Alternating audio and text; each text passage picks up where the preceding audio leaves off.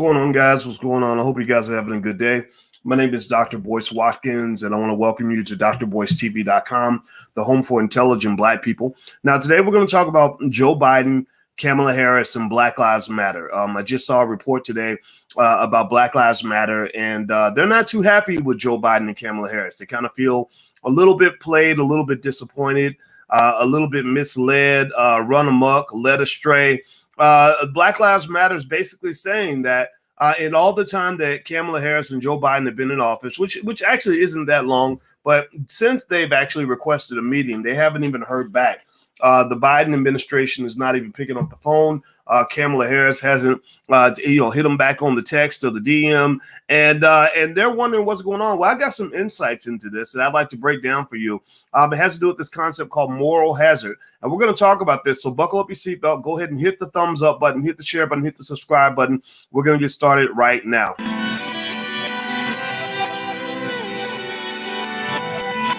Here we are, clan the isms, cataclysm, great. Our people out here struggling, trying to make it in this state. Everybody out here doing it, but we the ones too late. Now family, we the ones who gotta delegate. Get that money in the power, never be fake. Stick to co-sign for 3. What did he say? Create jobs, support our own. Educate the same and buy back your home. Got 3 degrees, triple 10. 3 PhDs, now we on the CNN. DBTV, let's talk about negligence. Ignorance is bliss, but we can turn it to intelligence. Believe none of what you hear, half of what you see. Let's break it down here on Dr. Boyce TV. Here we are. Hey, what's going on, guys? My name is Dr. Boyce Watkins. Welcome to drboycetv.com, the home for intelligent Black people. If you're Black and intelligent, put a hashtag B1 in the chat. Hashtag B1 means that you're Black first. You have to be Black first, which means we put our community first, which means that we don't really care what you got going on. All we care about is what we got going on. And we love our kids, we love our community, and we believe that we can actually do things for ourselves. So if you agree with this philosophy, put a hashtag B1 in the chat. If you could do that, I'd appreciate that. That way we know we're on the same page, because I can't have a conversation about Blackness if we're not putting Black people first. So Black Lives Matter. Let's talk about Black Lives Matter. Black Lives Matter is this organization that does a lot of really powerful work. It's an organization that I am not a part of. I do believe in the concept that Black Lives Matter, but I don't necessarily go along with that agenda. I read the agenda on their website, and when I saw that part about dismantling the nuclear family, I knew this wasn't for me. When they said our goal is to dismantle the nuclear family, I think they made a mistake because they kind of laid out. They kind of laid too many of their cards on the table and let me know what was going on. Now I might not be the smartest bulb on the Christmas tree, but I ain't stupid. I ain't a complete sucker, and I'm not gonna go sign up for something that leads to my own destruction. So since I believe that the Black family is one of the most important elements of the Black community, Black Lives Matter was not for me. But that doesn't mean it's not for everybody, and that doesn't mean that the organization can't do some good, right? The organization really got out there and drove tremendous awareness around police brutality. They've been cutting edge on issues related to particularly police killings of Black men. They've been on the forefront of that, and for that they should be commended. So let's clap for Black Lives Matter, because there are some good people in the organization, really good people. Who are well-intended. Some of you may be watching this channel right now, so I respect you and I appreciate you, and I love the fact that you're out there doing the work. Now, the difference, though, is that some of us have been around in this game for a while. Some of us have been watching this politics thing happen for a really long time. Some of us have seen these recurring cycles that you may not know about. If you're 25 years old, like I was when I was 25, and I used to write articles on the University of Kentucky campus and hold protests and all that stuff, I would have been at the front of the line at the Black Lives Matter protest. Every protest, I would have been right there in the front. That's what we did when I was in grad school. But here's the thing, little boys who grew up a little bit. I had to go through a few years of disillusionment with some of these ridiculous politicians for me to establish a new positioning. And the new positioning was one where I realized that these people don't love me. That as a Black man, they'll show up if they can get a vote. They'll show up if what they're doing for me at that moment, or appearing to do for me, is going to help them get elected.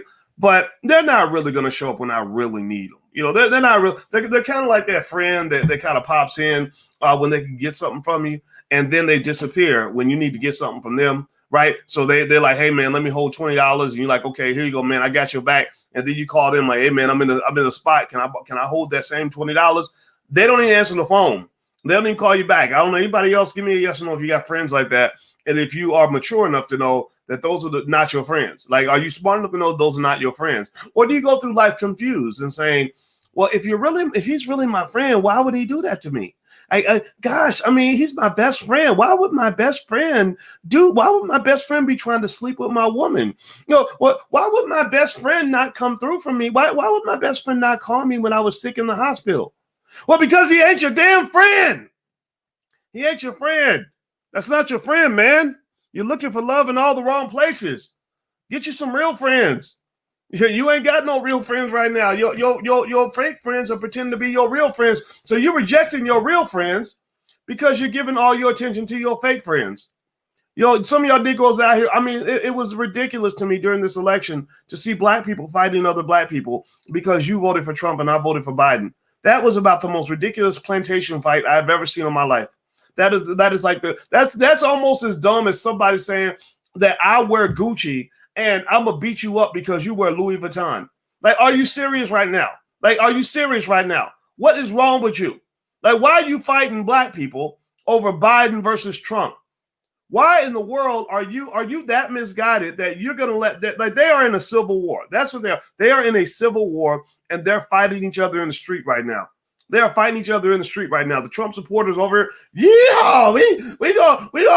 America gonna be great again. The election was a complete fraud. Every vote was illegally cast. We gonna take over, right? And then the Black Lives Matter protesters and the Antifa protesters on the far left, they're on the other side saying COVID's gonna kill everybody, dude. And Black Lives Matter and you're a racist and okay, whatever, man. Like, I don't, you know what I'm doing during those protests? I'm at home chilling with my family. I'm taking care of my kids. I'm taking care of my kids. That's what I'm doing. I'm out here with my people, building, educating, building wealth, building my community. That's where I'm at. I'm sitting back. I'm not picking sides in this war because there is no side for me. So why do I bring all this up? Well, because I just read today, and I'm going to share my screen on my Instagram. My Instagram is The Real Boyce Watkins. Feel free to follow me on Instagram. And I saw this article. Shout out to Faye Bishop. Faye Bishop, a cool black lady, texted me a headline that was on Politico.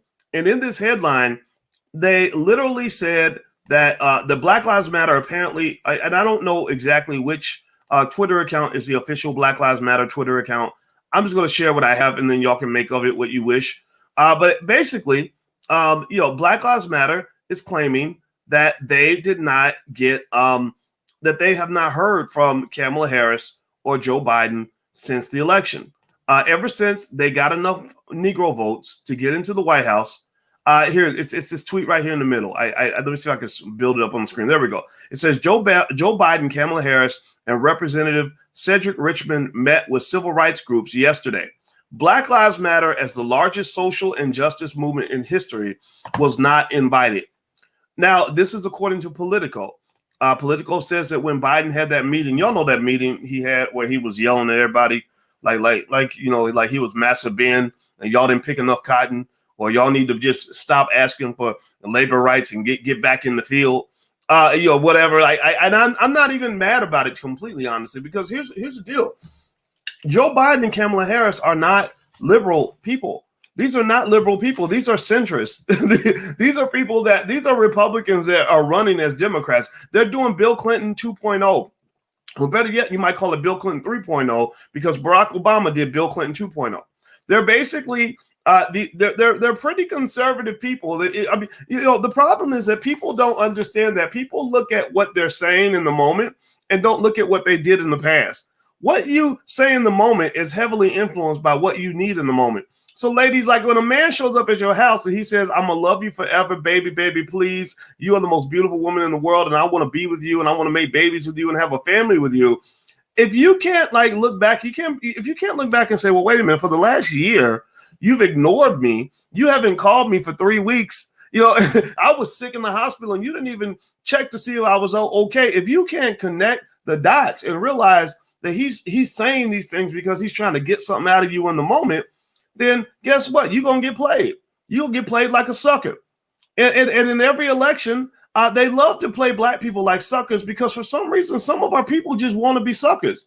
I'm not saying I believe in the intelligence of melanin. Ro Groglenwa, I keep saying her name wrong. I love her though. She's on our all black intellectual chocolate panels that we usually do at 8 p.m. Eastern, almost every night. Ro was saying that melanin is connected with deep intelligence, and I agree with her 100%. But the problem is that intelligence only works if you use it.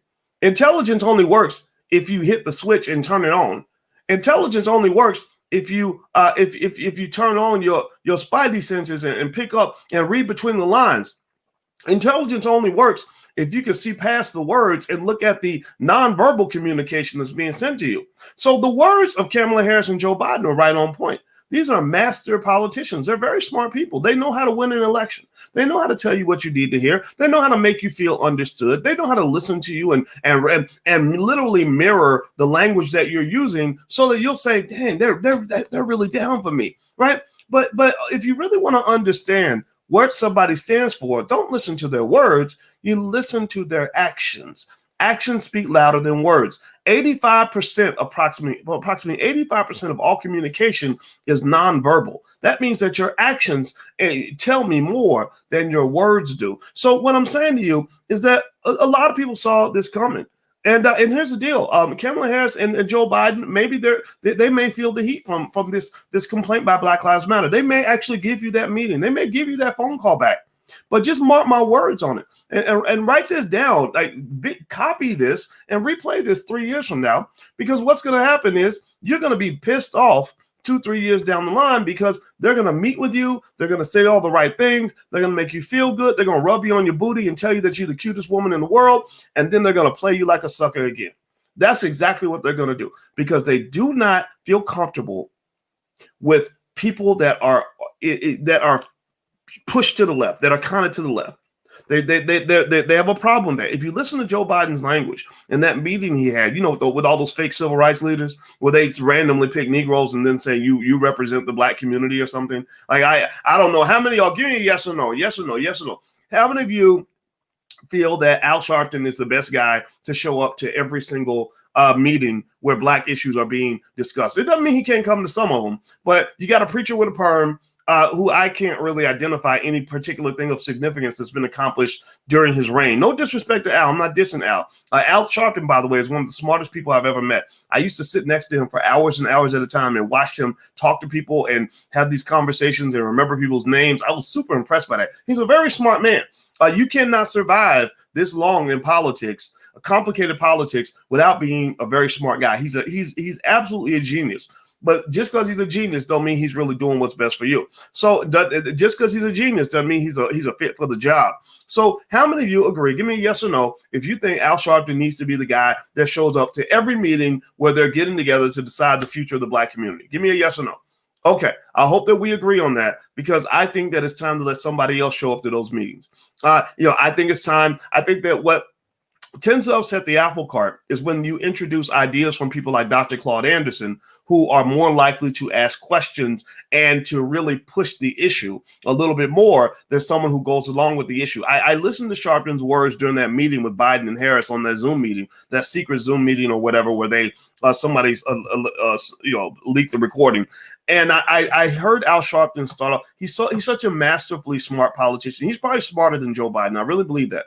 And so Al Sharpton starts off by saying, we are tired of symbolism and we are looking for tangibles. We are looking for tangibles and the symbolism must end. We need substance. It was substance. It wasn't tangibles. It was substance, right? And I said, oh, this is so smart. He knows the language. He knows the language of the streets. He's hearing people say, we want substance. We don't want symbolism. So then then I said, but I know he's going to turn the bus off. He's going to drive the bus off the bridge any moment now, right? So that's what they do. That's what the job of a fake civil rights leader is. No disrespect to Al, but this is what it is. With these appointed Negroes, these fake civil rights leaders, their job is to get to the front of the bus, take control of the bus. Like, y'all driving the bus. Y'all like, okay, we driving to freedom, y'all. Let's make it happen. Right? And then their job is to say, okay, let me drive the bus. So you're like, okay, here, take the wheel. He jumps in front of the bus, and then his job is to take the bus and go, and drive the bus off the cliff. And then say, well, these Negroes, they can't get out of town because every time they get a bus, they drive it off the cliff.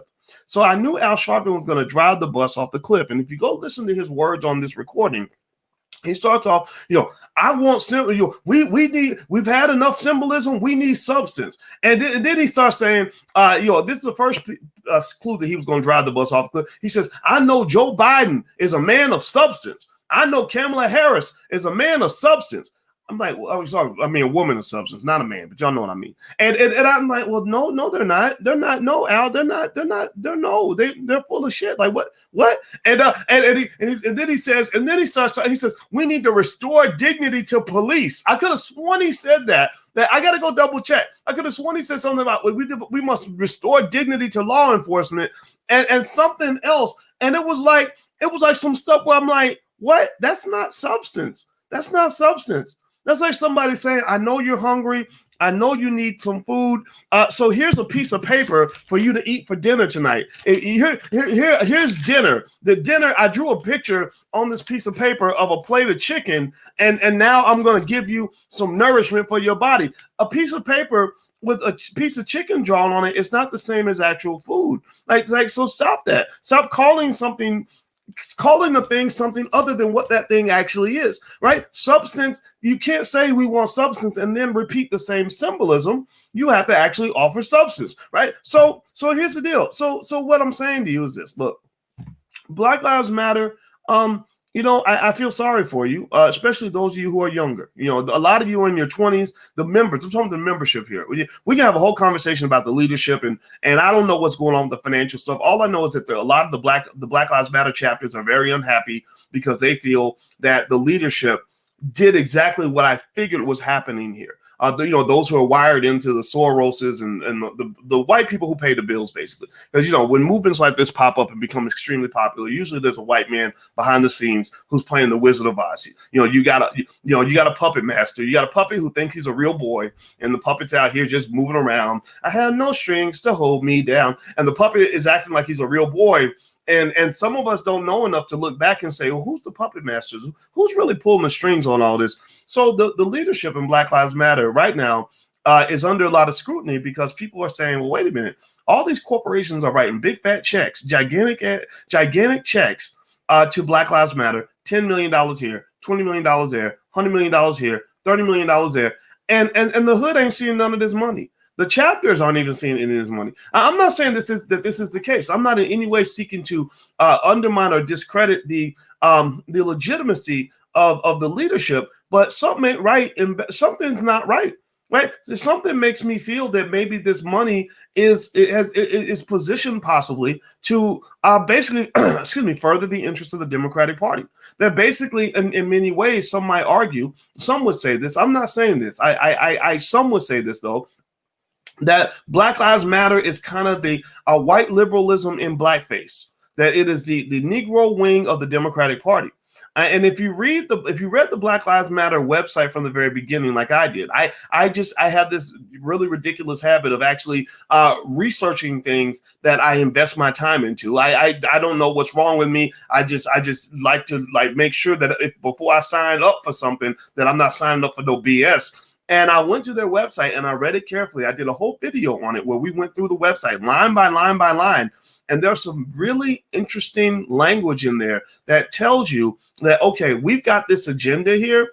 And it's like we've got this thing. And we want Black people to take this thing in. Like, it's an indoctrination process. So in order for us to indoctrinate Black people into this set of ideologies, which are mostly centered around LGBT, transgender issues, things like that, which is perfectly fine. If you're part of that community and you're here, we love you. I have no animosity toward you whatsoever. In fact, if you're white and you're watching, I don't hate you either.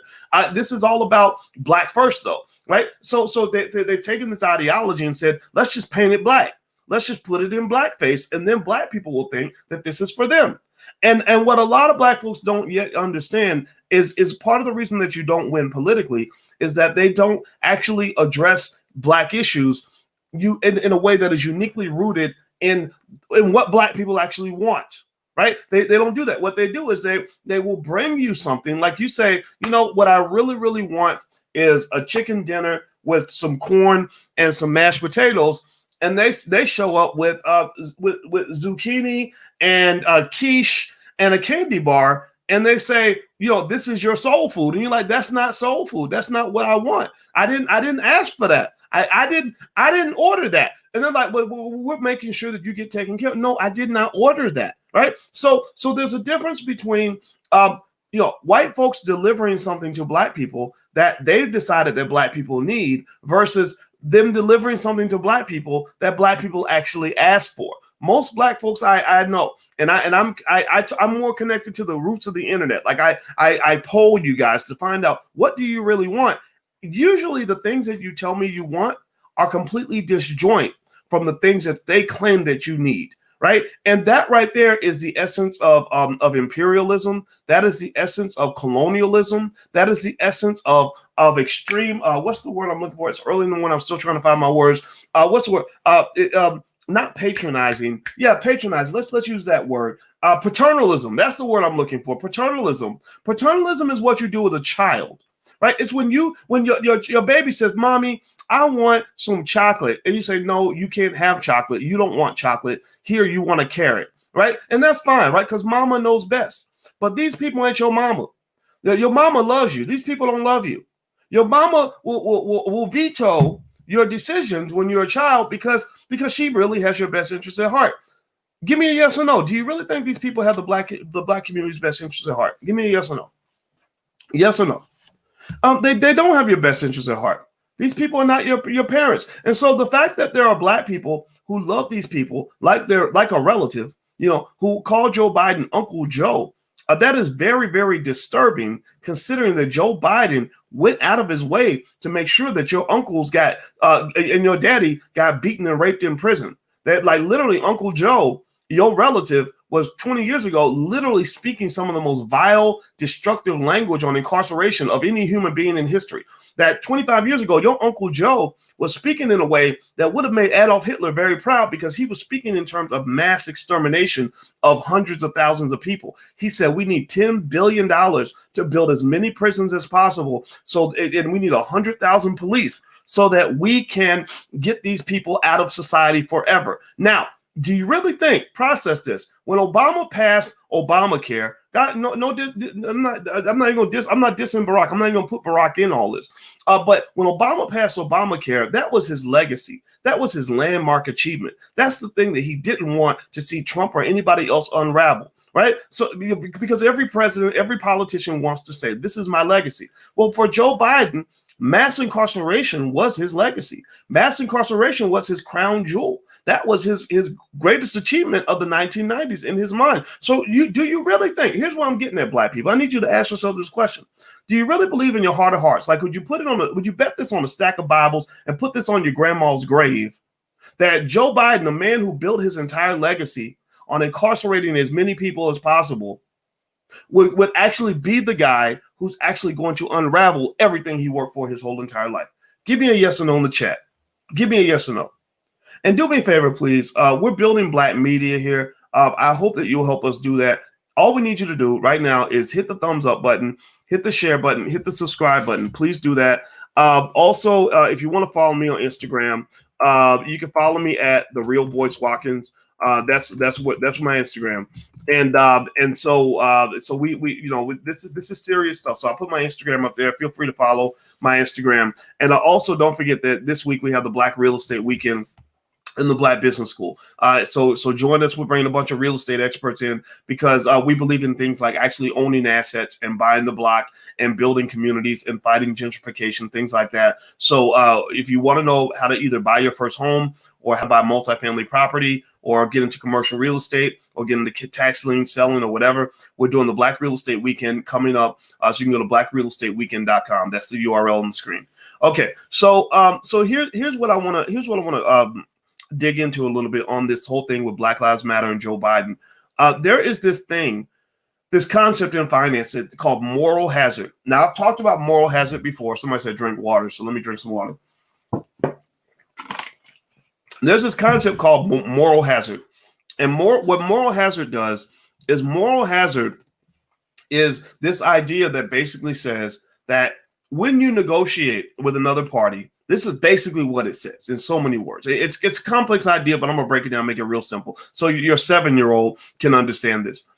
Moral hazard basically says that when you're negotiating with somebody and you have leverage, you better get all your agreements in line before you give the leverage away, right? Moral hazard says, look, if this woman that you're going to marry is a great woman and she's really nice to you and treating you well and cooking dinner for you every day, and she wants you to marry her, you better make sure that you have an understanding before you tie the knot, because you may get a situation where after you tie the knot, she says, well, I got this dude now. I got him now. I can let myself go. I don't have to be nice to him anymore. I don't have to cook for him anymore.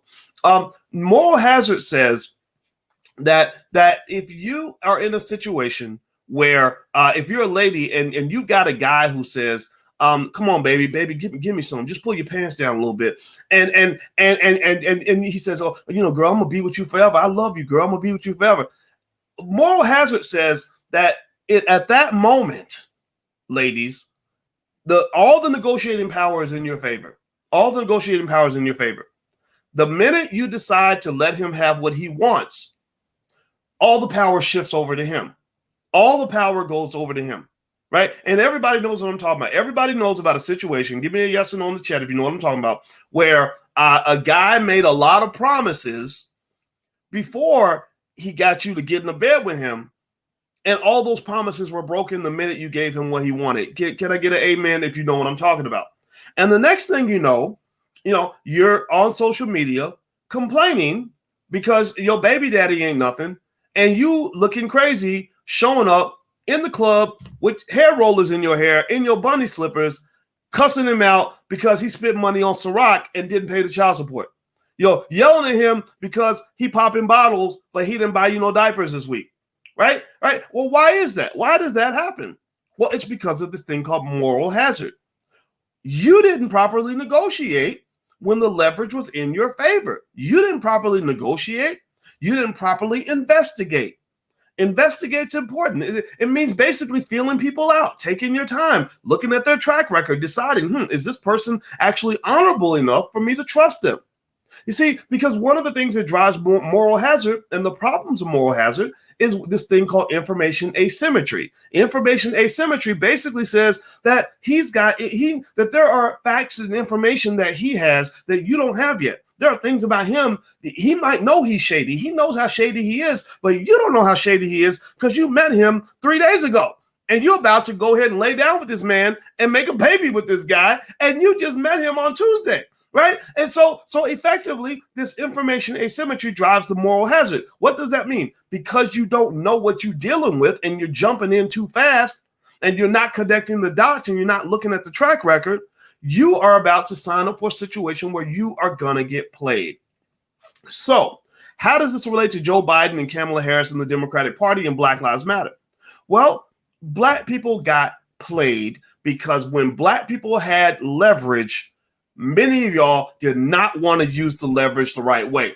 You had the gun, you had the bad guy cornered. You're in the movie. You had the bad guy cornered. You had the gun cocked and squeezed. And people like me and Ice Cube and others were saying, come on, man, shoot, right?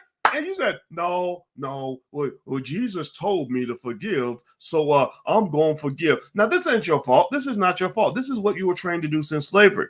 If anybody watched that Harriet Tubman movie, if you recall, that there was a white guy in the Harriet Tubman movie who did a lot of terrible things the entire movie. I mean, the worst villain imaginable. What did she do at the end? Anybody remember from the Harriet Tubman movie? This movie that was made by white people where they kind of just basically just crapped all over the legacy of Harriet Tubman. Anybody remember what happened at the end? When Harriet Tubman had that gun with the barrel between his eyes, ready to blow his head off, She shoots in the air and throws a gun down and says, "It's not right. You people shouldn't own people." And then she lets him go off into the sunset. Now process this for a moment. This is what's fascinating. This connects deeply. I'm about to bring Ice Cube's whole thing into this conversation. Harriet Tubman was known for popping a cap in a Negro's ass if he wasn't willing to follow the group and go to freedom. Remember that? Like if you didn't want to be free, I'd have to kill you, right? Remember that? Like she was known for like I'll shoot a black person in a minute if he gets in the way, right? If he doesn't want to actually be free. So you're telling me that the person who was willing, this is not Harriet. This has nothing to do with Harriet. This is about the lie, the fake news on Harriet. Harriet does not approve of any of the messages in that film, I bet you. But this is what the media does. They take the legacy of somebody who literally said that if a black person gets out of line, I'll pop a cap in that ass. But you're literally telling me that when this white guy who's done terrible things to her and her community is right there in the sights of the barrel of her gun, she suddenly just decides to forgive and forget and walk away? See, that forgiveness thing is going to cost you everything because you don't know how to connect the dots and read between the lines and realize when you're getting consistently played like a sucker. So what you saw when you saw the whole thing with Ice Cube it wasn't just Cube. He had a team of people behind him that were pushing this whole initiative. Ice Cube deserves credit for choosing to be the figurehead of holding politicians accountable. But he was talking to a lot of people.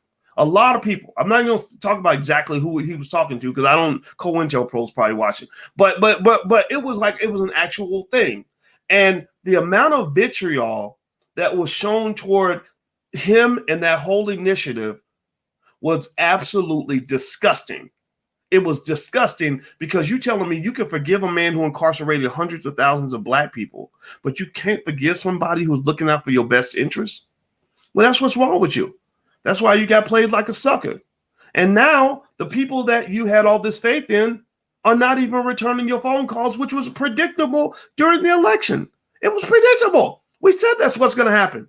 But here's another thing that they did. Hit the thumbs up button, by the way. Please hit the thumbs up button if you haven't done it yet. Also hit the notification bell so you'll be notified when we go live. That's really important. Here's another little game people play with you. This is related to moral hazard, but this is kind of helping you understand the dynamics of how people get screwed. Have you ever had like a cousin? Process it like this. So another example of moral hazard, think about the most raggedy ass relative that you have. Like in your mind, I want you to visualize that cousin, nephew, child, parent, uncle, whatever, who is just trifling as hell. Like literally you loan them $50, they never pay you back, right? They say they're gonna pick the kids up from school at 4:00. They don't show up. Right, you every time they've done nothing but let you down their whole entire life. I want you to process and visualize that person in your head. Now, I want you to also imagine this. I had a cousin like this. My cousin. Every time I loaned him money, he never paid me back. But I was stupid. I was a sucker, right?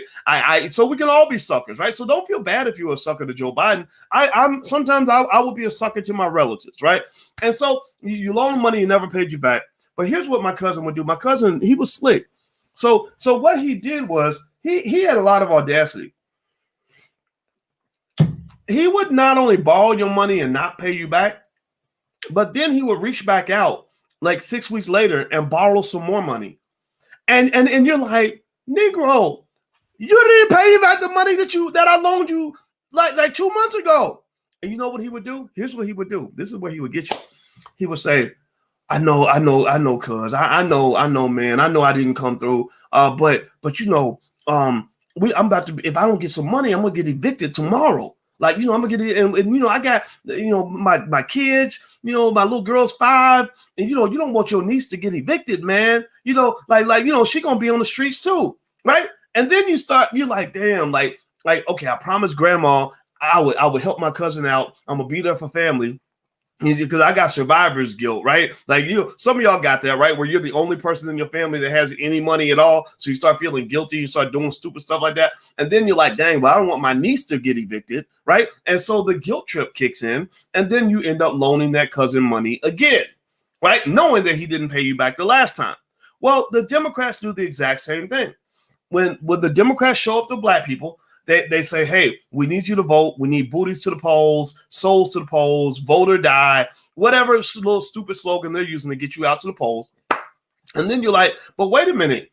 You ain't paid us back from all the other votes that we gave you. Like you have a debt to pay. Like you, when can we expect payment? Like, what are you talking about? And they're like, yeah. I know that we messed. I know we did the crime bill and all that. Yeah, we did that. And but it's gonna be different this time. We promise. You're like, no. I don't think it's gonna be different this time because I know you. I know the leopard stripes, and I'm not gonna fall for that. And then what they'll do, and then they go to the emergency mode. They go to DEFCON 4, and they start saying, well, yeah, I get all that, but we gotta get Trump out of office. If we don't get Trump out of office, we all gonna die. And COVID is coming, and the world is falling apart. And the police shot a black man yesterday. So I know, and you're like, yeah, but you have not paid your debt. I'm not voting for you if you didn't pay your debt. Yeah, I hear all that, but we can talk about that after the election. When Ice Cube went to go meet with Biden's team and other members of the Democratic Party, the biggest thing they told him was, we'll talk about this after the election. No, we're going to talk about it after the election. We're going to talk about it now, because after the election, my leverage is gone because you don't got what you wanted. You see, understand the mindset of your politicians in America. Your politicians, unfortunately, are garbage. Doesn't mean they're bad people. It may be from the system. I don't know. But your politicians are garbage. And let me tell you why. The politician is not thinking about the long-term effects of his actions, right? He's not thinking about like, well, what's going to happen? How are they going to deal with me later if I don't follow through on my commitment now? Like if I look like a scumbag today, they're going to remember this 3 years from now when I try to get reelected. They're not thinking this way. They're thinking, I got to get elected now. I have to make whatever promises I need to make now. And if they are stupid enough to give me more credit and to give me more leeway to make a promise, then I'm going to use that, and I'll figure out how to overcome that later on. Right? Look at the way they manage the country's finances. Every single year, we run into a budget crisis where the government's about to be shut down because the deficit's too high. And what do? They go borrow more money, right? They just add to the national debt. And you're like, how is it that you have $27 trillion in debt, but your annual revenue is $3 trillion? That's like a person with $270,000 in student loan debt who makes $30,000 a year.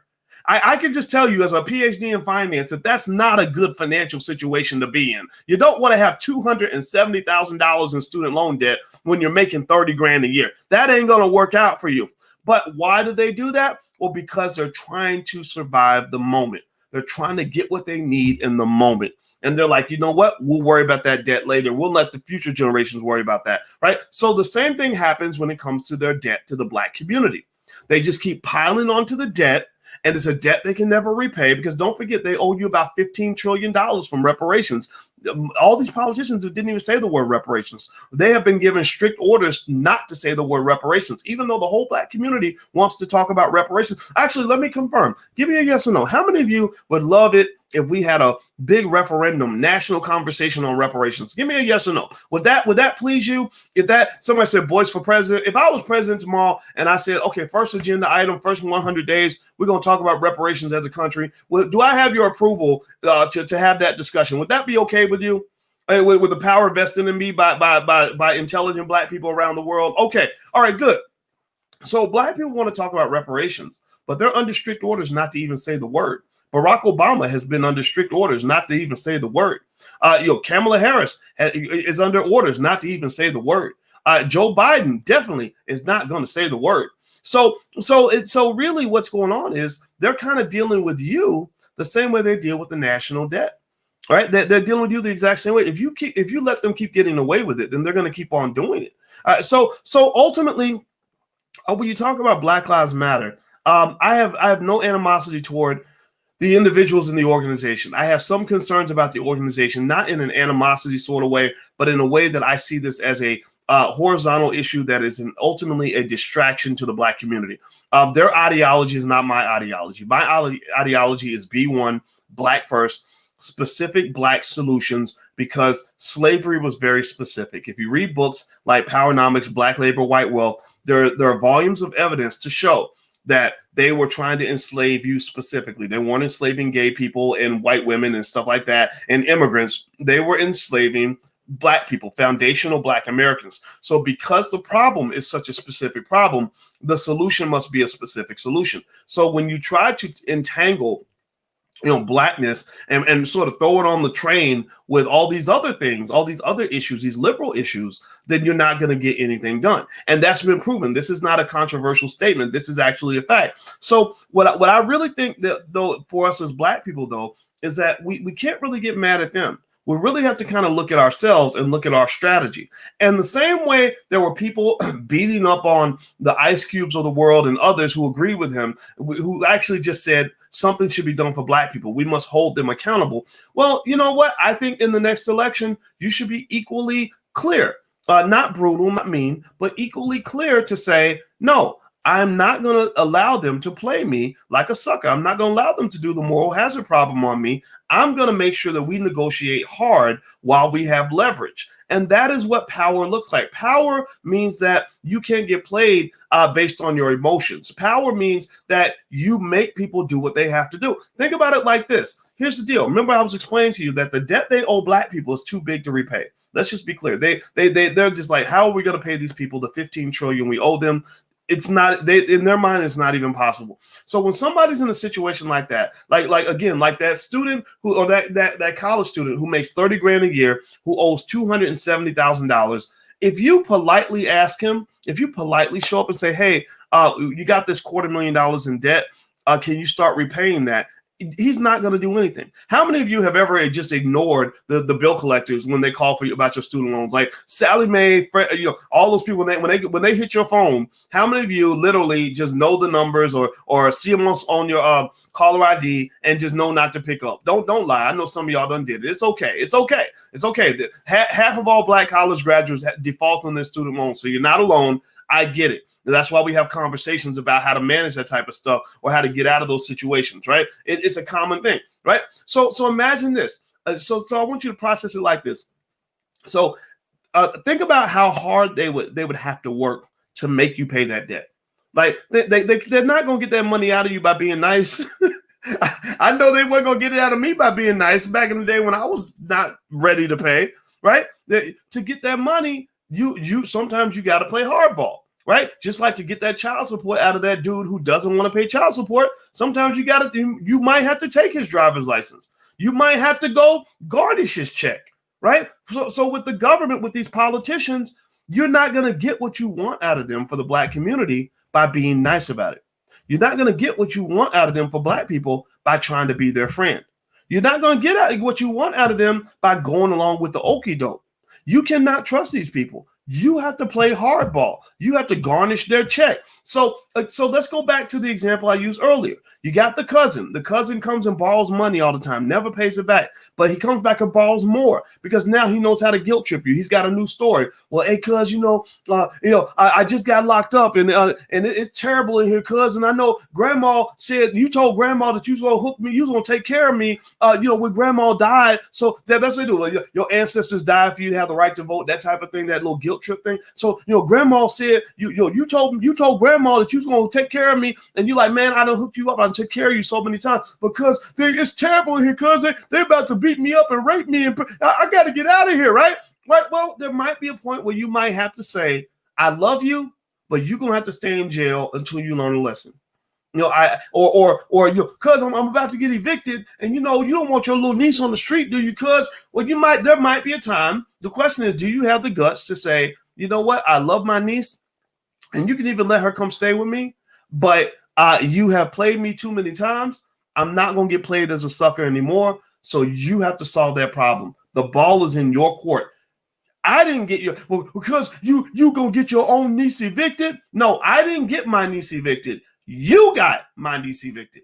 You did this. I did not do this. So when they say, well, we need y'all to show up to the polls because if you don't show up to the polls, Trump's going to get reelected. My response was, I'm not the one getting Trump reelected. If Trump gets reelected, you're the one who got Trump reelected because you didn't do your job. My vote has always been available. It's always been ready for me to hand over. I've wanted to give you my vote, but you keep playing me for a sucker. You keep screwing my people. You keep telling us lies. So because you are choosing to engage in behavior that is undermining the trust in this relationship, I can't do nothing else for you.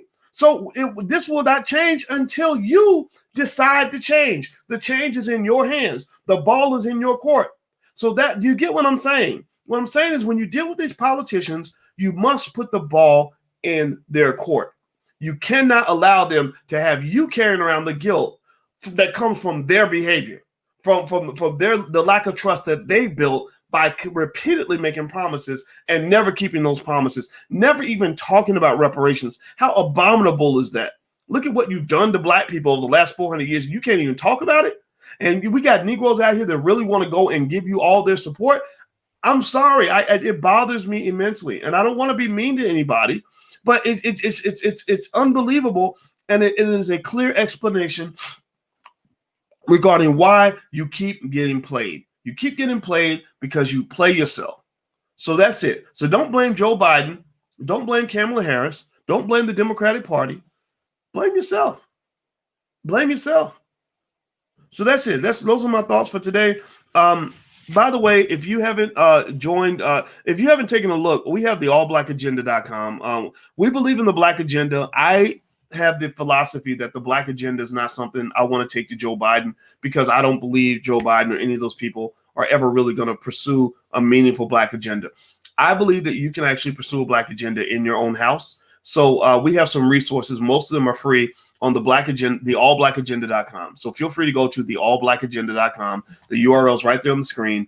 There's a lot of free stuff there. There's the $5 a day investment plan so you can build wealth for your family. There's a link to Ice Cube's contract with Black America, which is extremely, extremely good.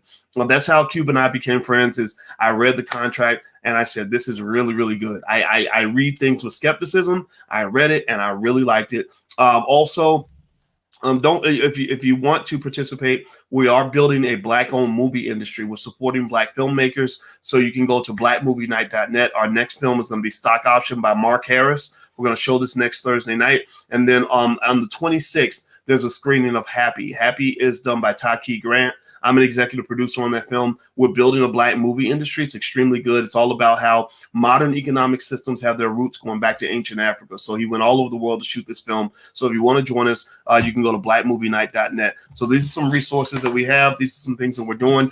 And also, of course, tonight we're doing our Black business pitch competition. So if you want to participate in that, just subscribe. Make sure you subscribe to something so that I can let you guys know when we get started. Because we're not just talking about things. We're implementing solutions, and these are solutions that can be done by you.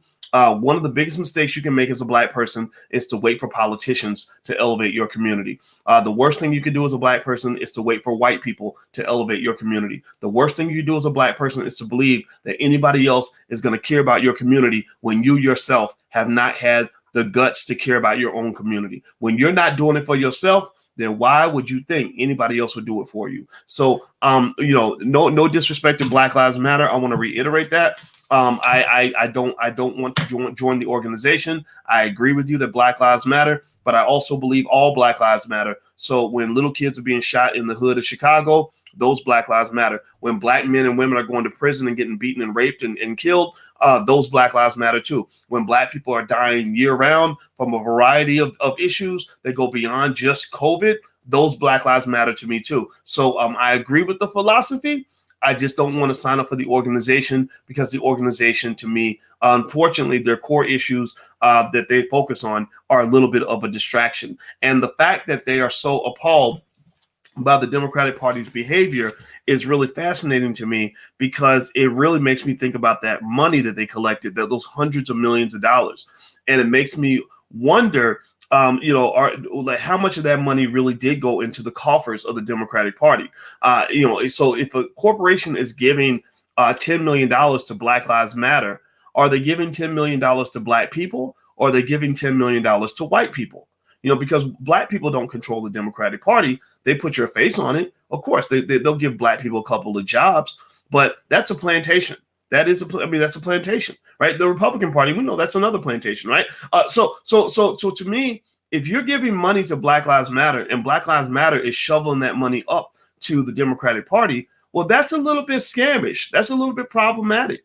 That's a little bit like those, you know what it makes me think about? It makes me think about those little kids that come to your house and they have a piece of paper and they read from the paper. Hi, my name is Mitchell. I am 12 years old and I am selling candy in order to stay off the streets and avoid committing crime. Would you like to buy this overpriced box of candy from me? This money will go toward keeping me off the street, right? And then you see some big grown ass man like standing maybe about 50 feet away, kind of watching Mitchell at your doorstep, wait to see if Mitchell get your money, right? And then you hand the money to Mitchell because you really think you're helping Mitchell stay off the street, and Mitchell goes right to the grown ass man and hands him the money that you just handed him. Well, you can play like a sucker.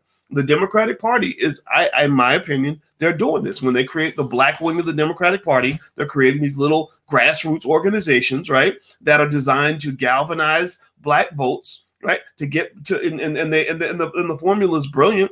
They know that you're easily triggered. So their goal is to say, okay, what is the most traumatic, most triggering thing happening in the black community? Oh, a black man got shot. We're going to let that video play 10,000 times on repeat through the media outlets that we control, like the CNNs and the MSNBCs. And we're going to get black people to be super emotional. And then we're going to talk to them about it. Everybody's going to get riled up. And then every conversation is going to end with, this is why we got to all go vote. Right? That's what it is, right? So they're literally corralling you. They're gathering you maybe the same way you might gather, maybe sheep or the way you might want to herd cows or pigs, right? Because you need numbers. You need numbers. And all of this is being driven by wealthy people. Corporations give money to the Democrats so that, or in the Republicans, so that they can use that money to mass market that trauma to you or mass market emotional issues to you so that you will show up and vote. And then once you show up and vote, the politician that's been empowered by your vote is not going to go and serve you. Why would you go take care of the sheep? You don't take care of the sheep. You take care of the people that gave you the money to go corral the sheep. Right. So you're going to go take care of the billionaires because the billionaires were the ones they're the ones you need the most. You know, the sheep, they're the suckers. They'll fall for anything that's mass marketed on TV because we've been programmed by media to do what we're told. Black people are the best in history at doing exactly what we're told. Right. We are so good at that. And it's almost to a disturbing level. Right. So you're not going to go take care of the sheep. Who cares about the sheep? The sheep are going to do what they're told. You take care of the person who gave you the money to go corral the sheep. Right. That's how the game is played. And that's what's going on here. And that's why I don't think you're going to see Joe Biden, who is a very pragmatic politician. He is a very he's a corporate guy. Right. To give you an example, and this is not bashing Biden as a politician. You can think about him what you want. This is just facts. Does anybody know that Biden actually was the guy who got the law passed that says that if you have student loans, you can't write your student loans off in a bankruptcy? Does anybody know that? Give me a yes or no if you knew that. That Biden, one of his other landmark achievements was that he passed this law basically saying that you cannot write your student loans off in a bankruptcy. Now I need you to ask yourself this question. This is for intelligent black people only. Some people aren't going to understand where I'm going with this. Ask yourself, first of all, let's just do a straw poll. If I were to say to you, I just got elected. Boyce just got elected into Congress. And then my first act is I want to go pass a law that says that if you have student loans, you cannot write them off in a bankruptcy. Give me a yes or no. How many of you would agree and say, yes, that's exactly what I want? That's what I need, right? That's what we need to make sure that those dang student loan loafers don't end up not paying the banks back, because those poor banks are gonna lose so much money, right? How many of you would say, yeah, that's what we need, right? No, none of you would do this. None of you. Either you have student loans and you're like, no, why would I screw myself? Or you don't have student loans and you don't care. You're like, no, let's focus on something else. Why we care about making money for the banks? So you must ask yourself, why would a politician go out of his way to pass a law like that? The point is, he's not doing that on behalf of the American people. He's doing that for the banks. The corporations that got him elected said, hey, we wrote you that big campaign donation check. we need you to go and get this law passed because these damn people are not paying their student loans back. So we need you to pass a law that says that they cannot write them off in a bankruptcy. Now, so then that leads to a deeper question that says, when you think about, one of the campaign promises, which was a reform on student loans, that they were going to, kill some of your student loan debt.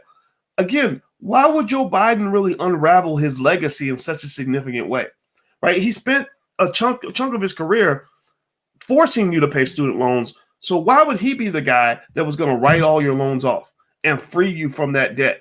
It just doesn't make a lot of sense, right? So, you can believe in him if you want to. I mean, I know, I get it. For some of y'all, he's your white baby Jesus or whatever, and that's fine. I don't really care. I just want to kind of break those things down and to say that everything Black Lives Matter is going through right now was completely predictable by those who've watched the game long enough. And some of you are going to hear what we had to say today, and you're going to have a different strategy. Nobody's telling you who to vote for. Nobody's telling you what to do. I'm just telling you that the way you've been playing the game to this point has not worked. And when it does not work, you must do something different. So when you go to church and your pastor says, everybody get your booty to the polls because our ancestors died for you to have the right to vote, just know that they're going to the same playbook.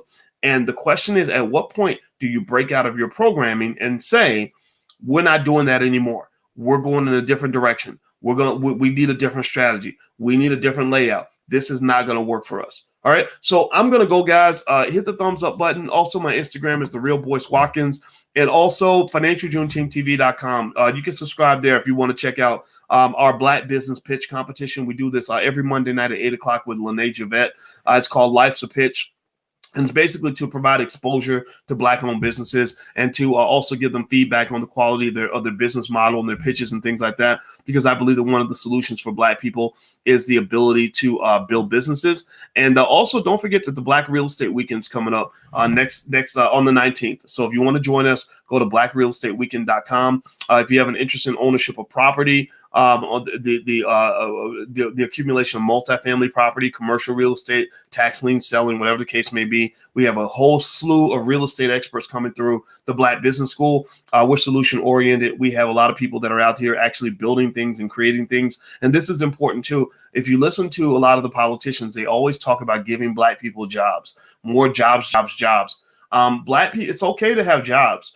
But if those jobs don't come from your community, then what's unfortunately happening is you're committing to a form of economic colonialism and economic slavery, because the people in America that have jobs are the ones who build America, but they don't benefit from America. People who have jobs, unfortunately, jobs give you enough money just to sustain yourself and get by. It is wealth and ownership that gives you real power, that gives you real legacy, that gives you real economic potential. And so when everybody in the Black community simply says, I'm looking for a job, and you're looking for the nearest white man to go work for, then basically you're signing up for a type of indentured servitude in which all of your human capital is being sucked out of your community. You're adding to the wealth drain. Black wealth continues to go down because your best and your brightest, who could have created multi-billion-dollar companies, are actually just employees for a white guy who's building a multi-billion-dollar company. So this does not mean that you can't have people in the community seeking jobs. That's fine, but you must have a class of ownership as well who looks out for the community, who stand as stewards of the community, that can actually create the jobs so that when Black college graduates come home, they're not all going to search for a white man to work for. They're not looking for a white sponsor, right? That's a new type of slavery. It's very similar to what they did after slavery. After slavery,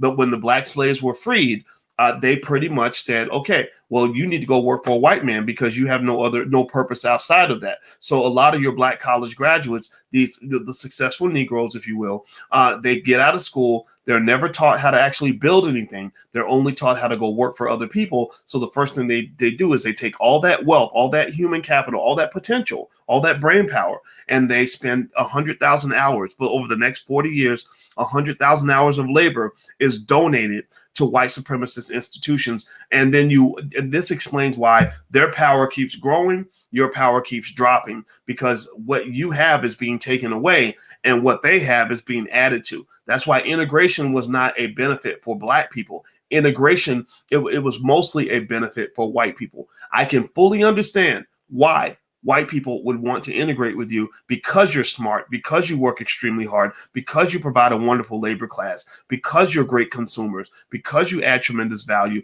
because you're great renters. You pay your rent on time, which allows your landlord to buy a house. So I just want you to kind of think about this so you can decide which side of that fence you want your kids to be on. So get educated on economics. Joe Biden's not going to do that for you. You have to do that for yourself. So take care, guys. Have a good day. Hit the thumbs up button on your way out. BlackRealEstateWeekend.com. That's when we're doing the real estate event. Feel free to join us.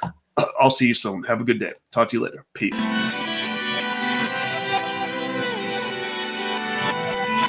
Here we are, clan the isms, cataclysm great. Our people out here struggling, trying to make it in this state. Everybody out here doing it, but we the ones who late. Now family, we the ones who gotta delegate. Get that money in the power, never be fake. Stick to cosign for 3. What did he say? Create jobs, support our own.